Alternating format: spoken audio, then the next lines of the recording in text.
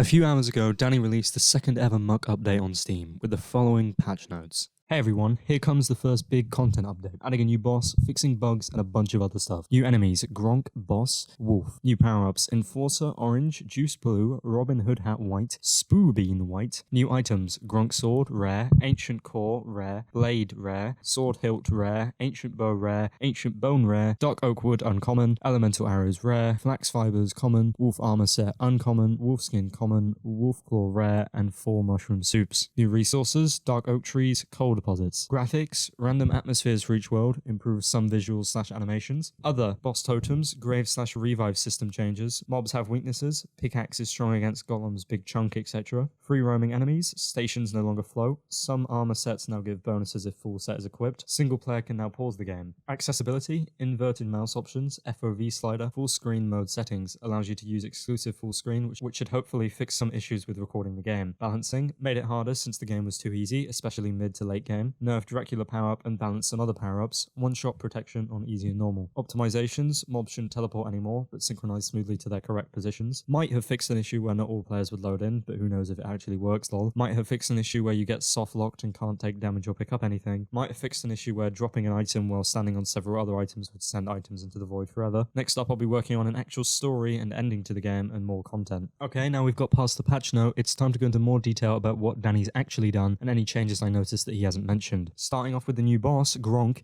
a larger goblin with 2 swords. He seems slightly harder to kill than Big Chunk and also has 3 attacks. There's Slice and Dice, where Gronk sprints at you and upon being close enough, slices and dices you like Gordon Ramsay does to his onions. The second attack, Sword Yeet, is where Gronk yeets both of his swords straight at the nearest player. And finally, the Laser Beam Ground Pound is similar to Big Chunk's Rock Slam, except instead of shooting rocks in all directions, it shoots 5 of Gronk's blades in an 180-degree radius towards the nearest player. Gronk can either spawn naturally, like Big Chunk, where it appears that either boss can spawn and isn't a set pattern, or Gronk can be spawned from one of the new boss totems. Totems that take the form of stone versions of the boss you want to spawn and spawn upon using your E key on them. It is worth bearing in mind, however, that the boss totems only spawn buff versions of the bosses, and I assume that these new boss totems mean both of the new bosses can no longer be spawned using normal spawner totems. Like buff Big Chunk could last update, however, I haven't confirmed this. The other new enemy is a wolf, which appears to be similar to the 2-legged chicken dinosaurs that have been in the game since the start. However, they have 4 legs and different drops. The wolf isn't anything to write home about, but it's definitely nice to see a variant of enemies rather than the same 2 over and over again. Now onto the 4 new abilities. The Enforcer, which is an orange tier and allows you to deal more damage while sprinting. Juice, which is a blue tier, which causes you to boost your health, hunger, and stamina when you hit a crit. Robin Hood Hat, a white tier item which increases your bow draw speed, arrow speed, and bow damage. The final new ability is the Spoo Bean, a white tier ability that causes your hunger to drain slower. After the new abilities are the new items, Dark Oak Wood, a new kind of wood that requires an adamantite axe to be mined, Gronk's Sword, which can be dropped from Gronk or made using 3 other new items, the Blade, 10 Sword Hilts, both of which are rare drops from Gronk, and 10 of the new Dark Oak Wood. Ancient Core, something that seems to drop after every boss kill and doesn't yet have a use, but the description says it will be useful for the next update, so that's something to look out for. Ancient Bone and Wolf Claw, both of which are rare drops from wolves. Wolf Skin, a common drop also from wolves, which can be used to make wolf armor alongside Flax Fibers, which are a common item which can be made using the blue flax flower. Additionally, there is the Ancient Bow, an OP bow made from ancient bone and a piece of rope that shoots 3 arrows at once. Elemental arrows are used for the fire, water, air, and lightning balls that I mentioned had no use in the last update, but now obviously do. And finally, 4 different mushroom soups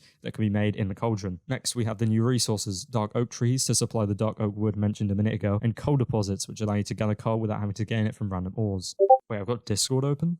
Oh, that's Discord reminding me I've made a new Discord server that you can join using the link in the description. It's right by the subscribe button, which you should also check out. Anyway, Dani has also made some small setting changes. In terms of graphics, there are now random atmospheres for each world, kind of like biomes in Minecraft, except they span the whole map rather than just a region, and don't change the spawns of any resources. There's then some improved visuals / animations, inverted mouse options for if your mouse is cursed, an FOV slider that I like because it allows me to play in Quake Pro, and full screen mode settings which were added to fix some recording issues. Additionally, the game has again received a balancing change. Enemies now gain increased health and damage as time goes on, as well as with the difficulty. The first boss spawns on a set day like before, but after that the bosses spawn a lot more frequently, giving you a night to recover from the first boss, and then spawning every night afterwards. The amount of bosses that spawn each night also increases with time, making late game harder. Dracula power-up has been nerfed and some other power-ups have been balanced. Finally, there is one-shot protection on easy and normal mode to stop a boss spawning and just decking you. These changes make the mid to late game much more fun, and try and prevent you from living forever, but it is still possible due to the new items. The second to last update category to mention is optimizations, which are as follows. Mobs shouldn't teleport anymore, but synchronize smoothly to their correct positions. The issue I mentioned in my first video where not all players would load in should have been fixed, but Dani isn't 100% sure. He also says he might have fixed an issue where you get soft locked and can't take damage or pick up anything, and might have fixed an issue where dropping an item while standing on several other items would send items into the void forever. I'm assuming this means he's tried to fix them and hasn't experienced them again, so they should hopefully be fine. These optimizations are great as it confirms the fact Dani is listening to the community and is trying to fix even the little issues. The final update category is other, or the minor changes. Grave/revive system changes, where you have to wait 30 seconds after each death to respawn a player. Mobs now have weaknesses, pickaxe is strong against golems, big chunk, etc. A cool feature, which I saw requested somewhere by a Muck player but sadly couldn't find the original. Enemies can now spawn during the day, although a lot less of them do, and they don't spawn near players but roam randomly. Stations no longer float when placed on top of each other and the bottom one is destroyed. However, if a station is placed on something else, such as a rock, and the rock is destroyed, then they still float. Some armor sets now give bonuses if the full set is equipped, such as Chunkium armor giving better reach and Wolf armor giving 50% more speed, and single player can now pause the game properly. Alongside which, Dani has now confirmed he'll be working on an actual story for the game, meaning it should be much more interesting to play, rather than just being a casual survival game, which from my point of view is a very good sign for this game's future. Finally, I'd just like to mention a few things I got wrong in the last video. Buff Big Chunk can spawn naturally, not just from enemy totems, thanks Marshall Core Guard. Buildings are now more viable as the enemies now target the player more in favor of the buildings, and the buildings appear to have more health. Thanks Cobalt Cookie. Big Chunk no longer locks onto one player and only targets them until they die, but instead now targets the nearest player at all times. This was a self-discovery. And you can now walk around when the map is open, and the map now contains an arrow to tell you which way you're facing, thanks GamerX2million. If you notice there's anything I missed or got wrong in this video, please tell me what it is by joining my new Discord server linked in the description and telling me in the Muck Updates category under the update you are referring to for a chance to be mentioned in my next Muck video. Finally, I'd just like to give a massive thank you to everyone who has subscribed recently, and the fact we've managed to hit 1,000 subscribers is just amazing, and I never thought it would have happened so fast, so thank you. Alright gamers, peace.